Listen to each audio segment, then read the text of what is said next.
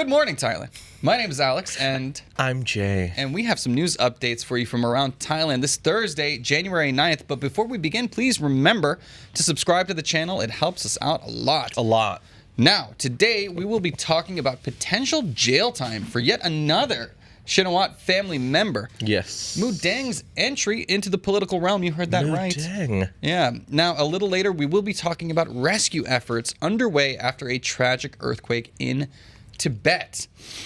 But first, we're off to the Middle East, actually, as Thai hostages held by Hamas remain unaccounted for amid the ongoing crisis. 6 Thai nationals remain hostages of Hamas in Gaza, with their fate uncertain amid ongoing Middle East tensions. While reports hint at potential hostage exchanges, it's unclear if these Thais are among 34 listed for a possible swap. Captured during the Israel-Hamas conflict on October 7, 2023, 23 hostages have since been released from Thailand and 2 are confirmed dead. The Israeli government awaits Hamas confirmation on the status of the remaining 6 as families and the international community anxiously push for their safe return. Humanitarian groups urge transparency and humane treatment amidst the chaos.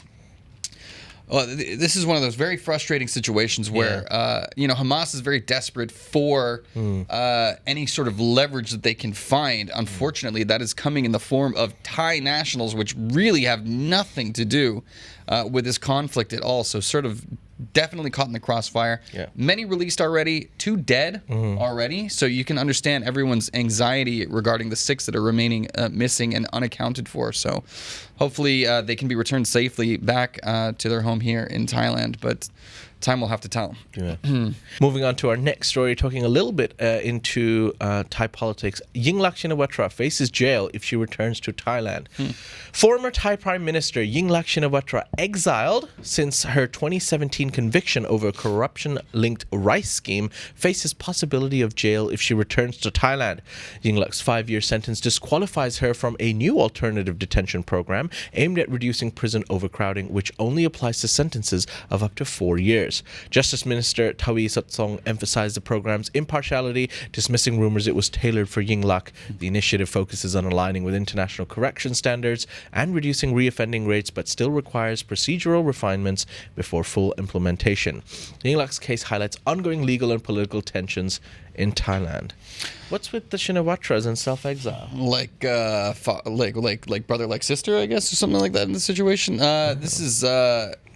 it's wild to me that they can still remain so insanely politically influential, yet also facing prison sentences, right? Like, yeah.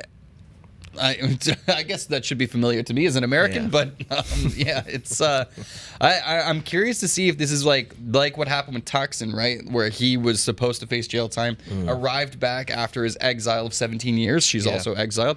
And then, slap on the wrist, nothing really happened, and back into the political realm of Thailand with heavy influence. So, this is Yingluck, by the way, not Thaksin's daughter, right? It's Thaksin's sister? Thaksin's sister, yes. Excuse me. The current prime minister is Thaksin's daughter. Right, exactly. And just wild to me how Thai politics runs this way sometimes. But I don't know. What do you think? Will she actually face jail time? I don't think she's coming back anytime soon. Yeah. It's one of those, it feels like there'll be backroom wheeling and dealing to make sure, like, if I do come back, there's some sort of symbolic punishment, right? But not a real, actual one, kind of like what happened with Thaksin. So, we'll see. April says, sounds familiar. Indeed it does. It's like Shinwats and weird political games. What else is new? All right, well, on to our next story. This was I don't know if we can play the audio for this one because it was more about the screams. Yeah. But don't worry, everyone's okay. British tourists survived a speedboat crash in a Thai mangrove forest. So, a speedboat carrying British tourists crashed into a mangrove forest in southern Thailand on January 3rd, turning an island-hopping trip between Koh Lipe and Koh Lanta into a frightening ordeal. Shocking footage shows passengers clinging to their seats as the vessel veered off course and smashed into trees.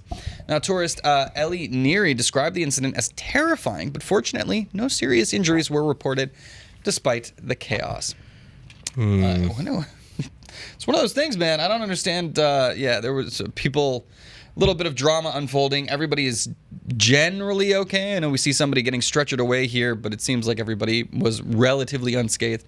But yeah, what is up with these boat drivers and throwing a little caution to the wind lately? But they want the tickets are so cheap, and oh god, it's difficult to watch. Yeah, so it was just some of the videos definitely difficult to watch. They're okay. They're okay. Yeah, they're okay. But the thing is, like, a lot of these speedboat drivers, they want to make as many trips as possible. Yeah. And when you see a crazy tuk-tuk driving around Bangkok, sometimes you might even think, oh, that looks fun. People take videos and stuff. But they do the same thing. Like, the speedboats are trying to go as fast as possible. Mm-hmm. And, that's what happens. It really sucks, man, because, like, that's the motivation. It's the same reason why we saw these problems with the buses lately. Like, they're like, over modified to have too much gas, so they have to stop for gas, and that leads to unsafe conditions. Seems like there's a lot of that motivation, profit over safety, it's unfortunately making the news. Yeah. So this is the kind of stuff, though, that makes people feel like, I always say Thailand, very safe place generally, right? Very, very safe in terms of crime, things like that. Yeah. But these are the news stories that put people on edge and make them think twice about taking that extra holiday activity. Yeah. So it's important to have these regulations and make sure people are being safe. All right. For now, we're going to move on to our next story, taking us to Krabi, where a snake catcher survives king cobra bite. In our next story, a renowned Krabi snake catcher is receiving public support after being bitten by a king cobra while capturing a large snake on December the 24th. Despite the serious bite, Suti's calm reaction minimized venom spread, though he required surgery on his arm. Known for his 17 years of service and dedication to helping others, Suti has over 300,000 supporters online. And snake bites are common in Thailand, with thousands of cases annually, but fatalities remain low due to accessible medical treatment and anti-venom. The community hopes for Suti's full recovery. A good Samaritan. But yeah, king cobra. Yeah, not a fun thing to go through, I imagine. That's for sure. But if this is one of those things where it's like, all right, this guy is in constant, frequent contact with snakes, so this is not. This is where he usually is. He's a wrangler, and he's doing a good thing for the community, trying to make sure that these snakes are safely removed from any dangerous situation. Yeah. But if it's gonna happen to anybody, it might happen to somebody who's frequently in contact with them. Yeah. Obviously a king cobra being a lot more dangerous than some other snakes out there. But wish you a speedy recovery. He is on the way to a full recovery. So that's good news. Very interesting to me, too. Something I didn't know. Don't panic. All right. So, like, if you panic, then the blood gets flowing and the poison gets moving through your system more. What do you mean by panic? They'll start moving around? Or? I mean, I don't even know. Like, because if you got bit by a snake, how do you I don't know. Like, how do you stay relaxed? And when you know it's a king cobra as well, like, oh, I know this could be fatal. It's all right. Just relax. I might die, but... Yeah, you have to be a special kind of human being to... That's expertise, man. Yeah. This guy is a cool customer, man, because I know I'd be freaking out, that's for sure, so... Yeah. Well, it's those toilet snakes, man. They scare the hell out of me. All right, well, we've been talking a lot about one Moo Deng. Moo Deng. Yeah, and the Moo Deng coins, that's what you're talking about these days. Did you know that Moo Deng is going to be entering the political realm? Ooh. I'd vote for her. How so? Let me tell you. Moo Deng now, for president. the hippo mascot, Moo Deng, is set to promote Thai elections. You heard that right. The Thai Election Commission has introduced an adorable mascot, a.k.a. Moo Deng. The famous pygmy hippo calf, to boost voter engagement for the upcoming provincial administrative organization elections on February 1st. EC chairperson Itapon Bunprakong unveiled Moo Deng as a symbol of democracy during a ceremony, emphasizing the importance of voter participation. Alongside the mascot, the EC showcased updates to its Smart Vote app, providing voters with easy access to candidate profiles and promoting transparency. The Election Commission hopes Moo Deng's charm and the app's convenience will inspire more informed and enthusiastic voter turnout. Everybody loves some Moo Deng. Crypto loves Moo Deng. Politics loves Moo Deng. Who doesn't love Moo Deng? I think it's an amazing concept. Look, I think it's funny. This Moo Deng has not endorsed any candidates. Okay, Yeah. so that's wait. Didn't Moo Deng pick Trump? Yeah, he did. So never Moo mind. Deng knows. Moo Deng. Moo Deng knows. Moo Deng didn't endorse. Okay, Moo Deng just predicted. Yeah, all right, that's a that's very true. different thing. Moo Deng knows things. But very interesting to see that. I hope it's effective. Just yesterday, I was telling you, let's invest in Moo Deng coin. I was like, when Moo Deng does something, the value of it will go up. And now Moo Deng's in politics, so Yeah. Do we put money I in? told you so. You're my financial advisor, so I'm just going to turn over my paychecks to you. So if I have Moo Deng coin, that's on you. Yeah, all right. Fair enough. I think it's cute. Yeah. And I think it's a nice effort to try and get people engaged in Moo Deng, Moo Deng, Thai Moo Deng, democracy, Moo Deng, allegedly. Moo Deng, Moo Deng, Moo Deng. So, yeah, vote and you'll get a free pygmy toy. That would do it for me. Yeah, pretty much. I'd be into it, yeah. All right, moving on to our next story. Lisa of Blackpink launches Thai tea in the U.S. Blackpink's Lisa is taking Thai tea global with her new collaboration with luxury health brand Erewhon. The partnership introduces Thai Up the World, a premium health-conscious twist to the classical Thai iced tea, crafted with unsweetened black tea, colostrum, organic dairy, maple syrup, and vanilla powder, classic Thai products. The drink reimagines traditional flavors while offering health benefits. Priced at $11, which is 380 baht. It's available at Erewhon stores in California. Proceeds support Best Friends Animal Society, aiding abandoned animals. Lisa's influence continues to elevate Thai culture on the global stage, making Thai tea a potential worldwide sensation. Tie up the world. That's hilarious. Tie up the world. Sounds kinky. Who runs the world? Tie up the world. Yeah. Man, I can't believe just how insanely popular Lisa is, not just here in Asia, but of course now making mainstream success in America. She's going to be in White Lotus. Yeah, she too. is. And look at her. I mean, she's so Acting cute. debut. All she has to say is like, hey, do you want some Thai tea? Just take my money. Yeah, done. $11 though. Well, look.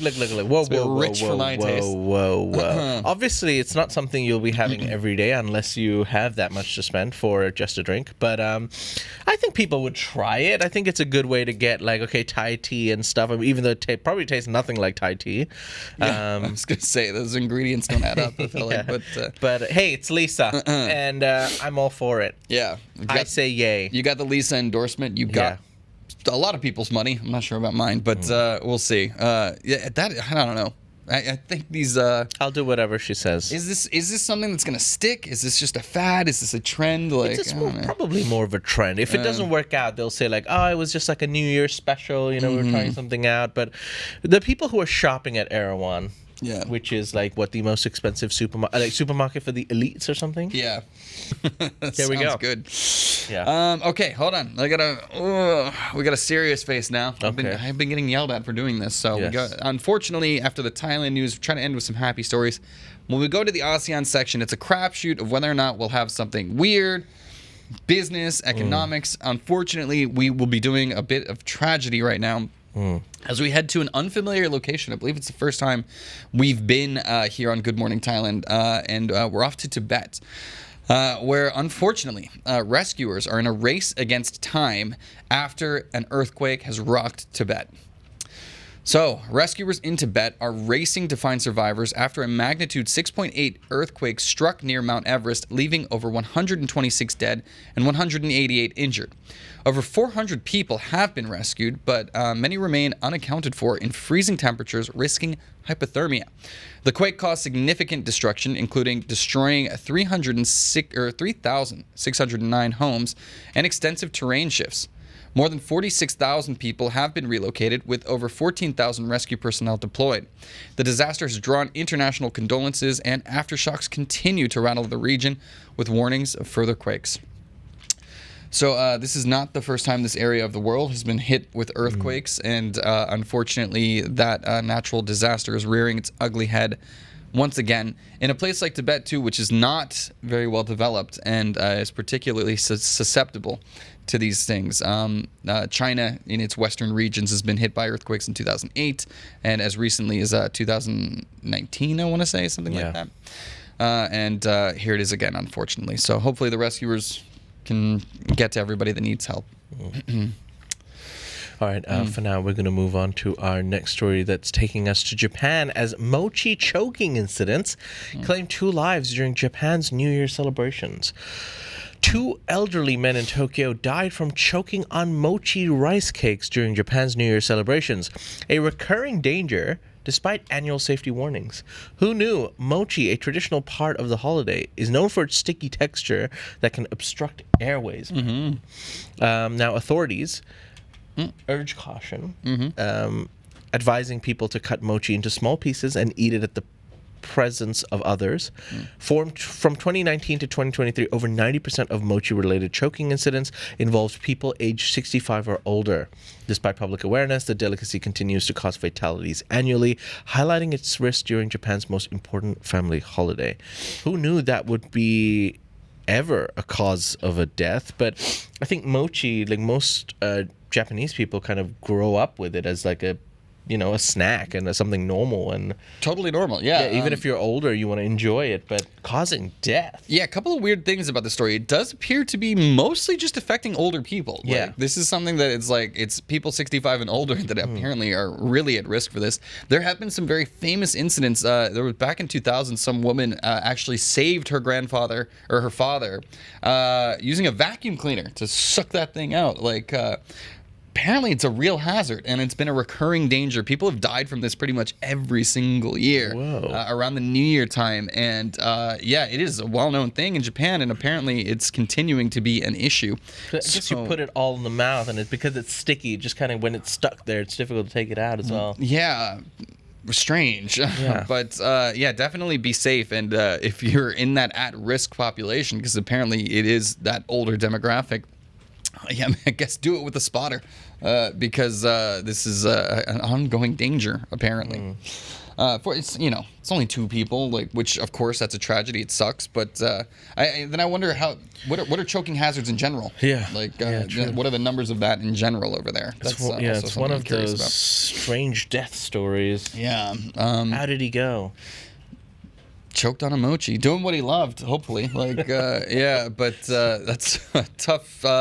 Tough for the families, of course, but also gotta be careful, everybody. Anyways. All right, on to our next story. So we've been following this one for a couple of months now, and the saga continues in the beef between Apple and Indonesia. There we go. Here we go. Indonesia is blocking iPhone 16 sales yet again over local investment requirements. The saga continues. Indonesia has upheld its ban on the sale of Apple's iPhone 16, rejecting the tech giant's $1 billion plan to build an AirTag factory as insufficient to meet domestic content rules. These regulations require Apple to produce parts of its smartphones or components locally, and an AirTag is considered an accessory, not meeting the criteria. The ban, implemented in October, aims to push Apple to increase investments in Indonesia, a key market of 280 million consumers. Rival brands like Samsung and Xiaomi have already complied by establishing factories in the country. Apple executives are currently negotiating, but the government has not set a compliance deadline, leaving future sales of the iPhone 16 and upcoming models uncertain. They have just been playing hardball over there in Indonesia. It started as $10 million. Indonesia's like, no. All right, $100 million. No. $1 billion. Oh, that's a lot. Yeah. And they're still like, no. So, I'm impressed at their ability to do this. And of course, each day that Apple does not come to a resolution with this is more time that companies like Samsung and Xiaomi eat up more of the market share over there. What are your thoughts? What would you do in that situation? I mean, I'm so over the Indonesia Apple thing. I was like, I know, I get it. There was a point where I was like, okay, Apple, come on, you got to fork up more money than that. And then I was like, okay, Indonesia, now you're being a little difficult. Why don't you just accept it? And now it's just like, I just want it to be done. I feel like we're watching like a family drama being played out. It's Thanksgiving, and we're like, oh, come on, guys. It's the 10th year in a row now. It's true. I mean, it seems like by the time they get this resolved, the 17 will be out. So, I think they're just going to keep them delayed over there. I don't know. I don't know what happens because, I thought surely with the, they tenfolded the number twice and now. The thing is, people complain, people get irritated, people get annoyed, people get angry, and eventually people move on. So even the people of Indonesia, once you start buying a new phone, it's like, damn, I can't buy the iPhone. This sucks. I'll buy an Android. And then once you get used to it, you don't want to switch again to a whole new system. Yeah, well, they can still buy the older iPhone models. So Yeah, that's still, but I something, mean, like, who wants to buy an old iPhone like willingly if they could buy the new one? that's what I do. I never buy the newest one. Huh? I always get them a little but cheaper. That's you're holding on to your old phone. I get that. But if you were in the market for a new phone, why would you buy on purpose an old phone? I do that. Okay. I'm. But that makes no sense. I'm a little more. I just don't really see the need of getting like the latest iPhone because like. But then you can use it for the next 5 years. But you can use the one from a year before for the next 5 years too. Like I run my iPhones into the ground. For example, I moved from 11 to 16, and my plan is to move from 16 to 21. I guess I did get. I think I got like a 13 or 14 when it was new too. So maybe I'm BSing a little bit here, but you make the worst purchases I know. I'm not good with money. But in any case, he's talking to me about phones here. This guy. All right, he's literally got a figure of Fry. Like saying "shut up and take my money." Yeah, it's my favorite. It's my favorite thing. But that also represents you well, I feel. It sure does. Yeah. I'm a consumer. Thank you very much. All right, moving on to our last story, talking about South Korea as the president faces arrest over martial law declaration. Still. Yep. South Korea has extended the arrest warrant for suspended President Yoon Suk Yeol, who faces questioning over his controversial martial law declaration last month. The reissued warrant follows the initial one expiring on Monday. Yoon is under investigation for alleged insurrection, a charge carrying severe penalties, including life imprisonment. Authorities' attempts to detain him have been met with resistance, including a standoff at the presidential compound and protests from supporters. Investigators have 48 hours to question Yoon once detained, with additional warrants needed for extended custody. Yoon's legal team has challenged the warrant as unconstitutional, intensifying the political and legal drama. The saga continues. The idea was to wait out these warrants and then basically be like, all right, they've expired. Now I'm good to go. Well, then they've countered with, no, we're just extending the warrants now. So he's holed up right now. He's got a security team that is basically keeping the police from coming to raid his thing. Thousands of supporters, thousands of detractors, all coming out in protest of this situation. Wild. I don't know how this ends because they're really trying to pry him out of there, and he is really not budging. So this is an ongoing saga that I'm going to be keeping we'll be keeping an eye on this one because this is some of my favorite things. Political drama at the highest levels. We'll see what happens. I don't know. All right. Well, that's it, ladies and gentlemen. Those are some of the news topics from across Thailand and ASEAN. You can find more stories on thetiger.com and join in the conversation at ASEANnow.com, Thailand's largest forum. For now.